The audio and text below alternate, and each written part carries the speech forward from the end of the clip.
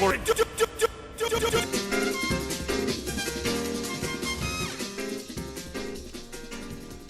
What is poppin' in my chop and my bagel bites? We're back with another deck direction here. We took Light and Darkness Dragon to locals this past weekend, and I'm pretty excited to say it performed really well for mostly on-the-spot kind of brew here. We piloted, ended up going 3-1. It took second technically, so I can't say it took first, but it still was pretty insane. Like, honestly, just the boards it was putting up, like, while they seem small, like, backed with hand traps, Light and Darkness just puts in an insane amount of work. Let's go ahead and kind of get into it, and I'll explain why it's like a direction it could go, because I don't think this is necessarily optimal, but I really like a lot of the little synergies and stuff that it does here, because they're kind of meant to, and I'll kind of get into that. So we are playing one lad itself, the boy, the OG. It came up a couple times. I wanted to honestly just play it, because it's searchable in this deck, and it is still just a boss of a monster. Getting all those negates is so insane. Like, Lad is just still a really good card. We played 3 Light End, the new Light End rather, and 3 Dark End. So they each confuse, and they can each summon themselves by banishing a level 8 dragon in the extra deck. So their summoning conditions really easily. Their summoning condition is really easy, rather, and they each confuse into the other, which is really cool.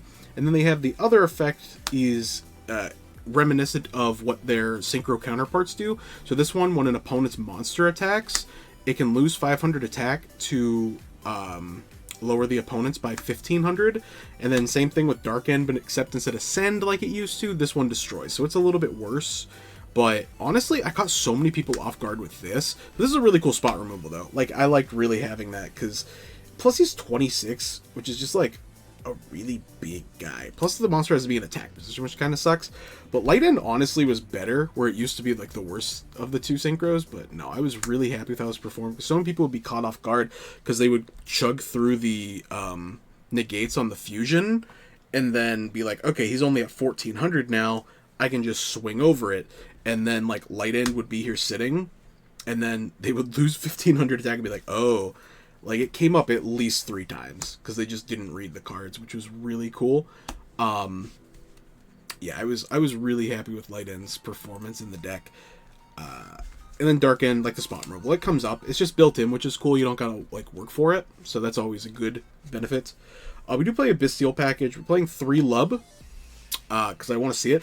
Another searchable card, which is really cool with the dragon stuff in this deck. 1 Mag and 2 Druid's Worms. I'm not playing a huge package for it, but I wanted to play more than 2 targets. I wanted to have like 1 for each. Plus we recycle a lot of these, which is really cool. I think Druid's Worm's really good. I think the Bestials are in a good spot in the upcoming format, because Yugioh is going to be probably the best deck until Rage of the Abyss. Then it's up in the air.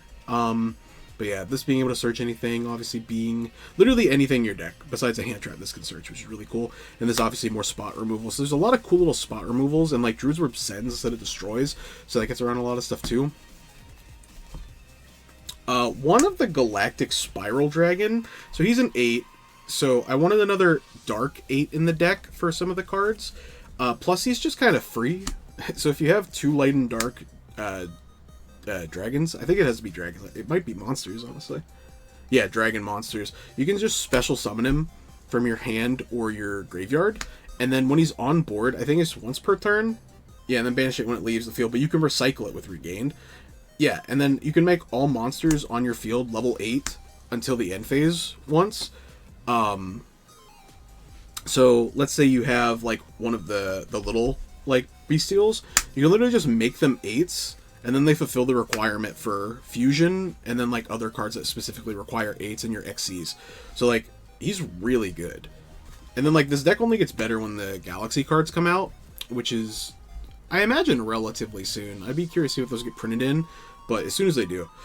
This guy's honestly really cool. So when you special summon a dragon monster, he can come out. He's 1400, but a 19 butt, which isn't anything like overly impressive.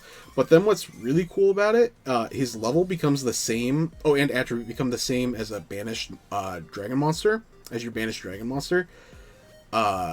Another really cool thing is you can target a dragon you control if it's sent to the graveyard and it gains 1,000 attack. So ideally you can put it on your Light and Darkness dragon, and it gets an extra 1,000 attack. So when it loses its negates, it's still sitting at around 14. Or it comes up where if you link it off, like that can happen too, and then you pump something by 1,000 so you can push for game. And neither player can activate cards in response to the effect activation. So Light and Darkness can't negate it. So that's like really cool, and he's just kind of free because he's just summoning himself. Plus he's a 3. It doesn't really come up, but if you have Spiral Serpent, you can make him an 8. So there's more Xyz plays there. Playing 3 Veiler. I think Veiler's really good right now. On top of, especially 1 Ash, 1 Oak, and then like Yugioh stuff can sometimes come up. And on top of it is also a Light. So it's extra fodder for banishes, which is really cool. Same thing with Nib, where he's a Light. It sometimes comes up where you might need the Light Engrave. But honestly, it's just so we can make a big Nib token and pop it with Buzz King. We are playing Buzz King in this deck. Which is just, oh my god, it's so funny. Plus he's a Light, plus Nib is really good because Appo's gone. Who needs Appo when you can just play Light and Darkness Dragon, bro? Like, it's great value Light and Darkness. We're playing 3 of this quick play spell for the new Light and Darkness quick play spell, except it can be really played in anything. So it's a targeting negate, or if they try to target a dragon, you can negate it. It gains, there's another effect, you can choose one of 3. Its second effect is you can target a dragon, it gains 200? Yeah, 200 for each level that it has. Which is really cool. And then this is also the Searcher, where you can shuffle a dragon, just make sure, from your hand to the deck. It has to be a level 8. And then you can add a level 8 dragon with a different attribute. So, like, you can get the Spiral Serpent if you have an extra Lub and you don't really need to resolve that right now. You can put Lub back to grab Dark End. You can put back Dark End to grab the Light End if you need it for some reason. Or put back the Dark End to grab your Lubellion if you want to get like bestial plays going. This card's like really cool. Just like the extra utility comes up, and then pumping monsters by like their level. So like Magnamuk goes like 37 with this, which comes up because it's kind of reactionary. So you can either be a negate, a targeting negate, or or the attack boost too. It's just really cool. And this is kind of like the Spice, where we're playing triple Shadows Light. This card is so cool. So you can target a dark monster you control, and we play like buttload. And you can special summon a light monster from your deck or extra deck with the same, I think its level is it in like the opposite type. Yeah, same original type and level. So yeah, it just has to be the opposite of whatever dragon you have, which is really cool. And then like you can banish it from your graveyard, and during the main phase this turn, you can normal a light or dark in addition to your normal set. That doesn't really come up in this deck, but there's a world where it could, I suppose. Like if you need to like summon the Veiler, like to make like a play like for into SP or something. Yeah, but you can't conduct your battle phase if you do it. So ideally you just like set it up for turn 1. But this is just to get your other dragon out, and then you can like synchro, or not synchro, fusion summon, because they have the built-in fusion. But this is like really cool. I really like this. It came up a lot. People were taken off guard, and then you just like burst out 2 big dragons, and they'd be like, "Oh, huh, you got a good guy there." And then you just have 3 negates on board immediately. And then the other 2, we played 2 Duality, which is like the other like Shadows Light counterpart thing here. So what's really cool about this one, it's a quick play spell. So like when you activate it, you can do it in response to things to protect some of your effects from going through. You contribute a lighter dark and special summon a lighter dark from your hand or extra deck with the same original type and level, but a different attribute. So like Shadows Light, where you get like the opposite light or dark, whichever one you're targeting. But what's also really cool about this one is you can banish it from your graveyard, target a light and dark in your graveyard, shuffle them into the deck and draw a card. So it's also kind of like playing Wanted in the deck, like a Wanted package. Because you get like that extra draw, which is really nice. I think this card is the better of the 2 because it's also a quick play, but I liked having both a lot, and I liked having this one at 2 simply because it's specialing from the like hand or extra deck, and I don't super care for those ones. But like dodging Imperm and Veiler was really cool with this. We'll go to the next one here. Triple trade-in. You're playing so many like level 8s, like you just do it. Plus, what's really cool, you can discard and it feeds into your Bestials and stuff, so you can draw cards, more cards. I'm playing 2 Regained. I cut a Beast to play a second Regained because like Arcane is just so good, and recycling your banished guys, it just feels so good, and you're drawing more cards. You just draw quite a bit in this deck, more than I thought, because you're going through it a lot, you're getting a lot of negates, and like there's just a level of consistency to it, which is cool, that I didn't expect after playing it as long as I did, because like I said, this is mostly thrown on a whim because I wanted to play light and dark, but this is a lot more consistent than I thought it'd be. And then to round it out, even 40 here, we're playing Called by Triple Imperm. Yeah, just the negate the Ash summon ideally is what basically happened. And then Called by to make sure your stuff goes through a bit even more. But yeah, like having the Bestials in the main was really cool, and then also having just the negate from your Light and Darkness Dragon is so cool. Like I said, this I mostly threw in as a tech. I wasn't sure if it would be good, but he did get play. He did see play, and he was impactful when he hit board. For the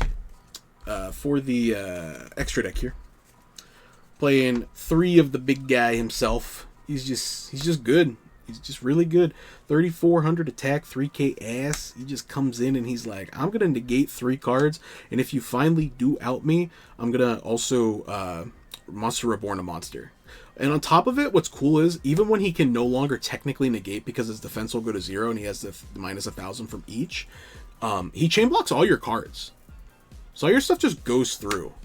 Because they can't, well, at least like versus like an Ash or something. But yeah, so all your stuff just kind of happens. Like they can't stop a lot of it because you're chain blocking all of your cards, which is just really sick. We're playing 2 Dark End and 1 Light End. I didn't really want to ever go into Light End. It just happened occasionally, but I wanted to have the option to do it, and the extra deck space is pretty tight. And I'm also playing one other one because I wanted to play it, and that's why we're playing 4, is I'm playing Void Ogre Dragon. So you contribute the light or the dark, depending if you have shadows or duality, and you can float into Void Ogre, who's a spell trap negate for free if your hand is empty. So let's say you like got stopped, you can just make Void Ogre if you can clear the rest of the board too. It's just something you can do. Spell trap negates are never bad, especially if you can make it before you go into battle phase and stuff too. For the Xyz package, we're playing 1 Cypher, 1 Blade Cypher, and 1 Full Armor. Basically, pop card, 4k body. They're light dragons. 8's easy to make. He can steal a guy. But these are mostly just the pop cards and like keep leveling up. We also play 1 of the Photon Lord. This card's monster negate, really good. I like Photon Lord. Plus, we can actually search with this deck in the side. And 1 Buzz King. I ended up last minute cutting Hope Harbinger for Buzz King because there were so many games where I was dropping Nib and they had like this huge Nib token, and then I would just be like, man, I really wish I had Buzz King so I could pop the Nib token. So last minute I cut it because I wanted the extra pops from like these guys, so I didn't really want to cut this package, and I definitely couldn't cut Photon Lord. But I really, really liked Buzz King. Buzz King is so good. Plus, he rips a card, too. Like, Buzz King's a really good monster that I think people are sleeping on because 8s are kind of weird right now.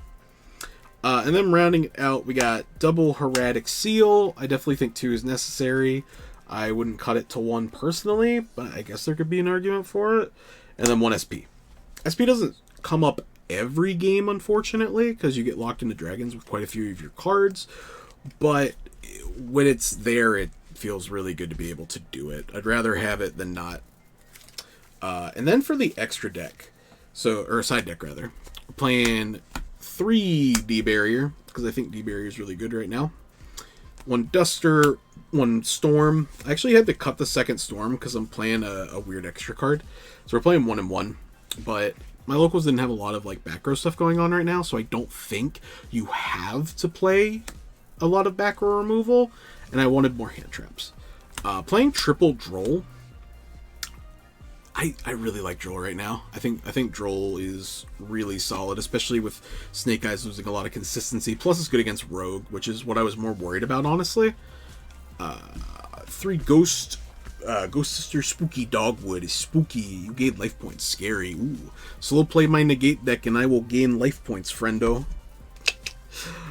3 of the Phantasme. This was a last minute inclusion. It was searchable, I was playing against like a lot of like Link decks with like Fiendsmith and stuff, and honestly, just having this be able to like come out like and like get me extra cards because I wanted to draw more in this deck. I typically drew at least 2 every time this came down in the side, which was really nice, and it's kind of good going first or second because you can search it with Magnemute. Plus, like, if it was 1 level higher, man, because it's only a 7, but it is a Dark Dragon at least, so you can do stuff with that. And the last card to round it out is Curry Photon. So since it can be searched, I wanted to play it for Tempai, which I did play in 2-0, because they were just not prepared for Light and Darkness Dragon. But yeah, Curry Photon was like super cool because where is he? Yeah, Photon Lord. He has another effect where you can just like search a Photon card. Yeah. During your opponent's turn, quick effect. Take 1 Galaxy or Photon card from your deck, either add it to your hand or attach it to this card to material. So if you don't think you need it, I mean, you can throw it on there and then he has an extra negate. But like, this one's really cool. This Kuriboh is you can discard him. You pay 2k life, which sucks, but then you take no damage for the rest of the turn. Or it might be battle damage. Yeah, no, never mind. Take no damage this turn. And then, if it's in the graveyard, you can send a Photon monster from your hand to the graveyard, but that's not happening. You don't play a Photon in the deck. But, no, he came up. He was just to, like, save the turn from Tempai, and then just win, and then just blow him out on the next turn because they couldn't kill you. But, yeah, man, that was the deck. I really enjoyed it. I think it performed really well. I enjoyed it quite a bit. There might be some stuff I would change. I'd have to sit down and think about it a little more. That's why this is a deck direction of something you could try out and do that I had a level of success with. 3-1, 2 Snake Eye Ash, Jesus. Snake Eye Fiendsmith, because they don't know what to play yet. They haven't swapped off. And then 1 Yubel, Fiendsmith, and then in Tempai. Yeah, I lost to the one of the Snake Eye matchups because they still had just too much gas. The deck didn't get hurt that much. It's definitely not having to play into Appo is really cool, which is I think what made this deck a lot better. Not having to play into Appo is really sick. But yeah, that's the deck. Let me know what you think down below. Let me know some other decks you'd like to see on the channel. I have been having a lot of fun trying to think of like decks to do. I have a couple that I've been working in the background right now. I'll kind of drop those now and see if anybody would be interested. I've been working on a volcanic list, like a volcanic control list, and then I've also been working on trap tricks, and there's like another thing I'm working on right now. But those are the 2 that are basically, I think, to a point where they could be playable in the format right now. Not necessarily winning any huge events, but I think they're playable right now. Yeah, let me know what you think down below. Like, comment, subscribe, all that jazz, and as always, catch you later.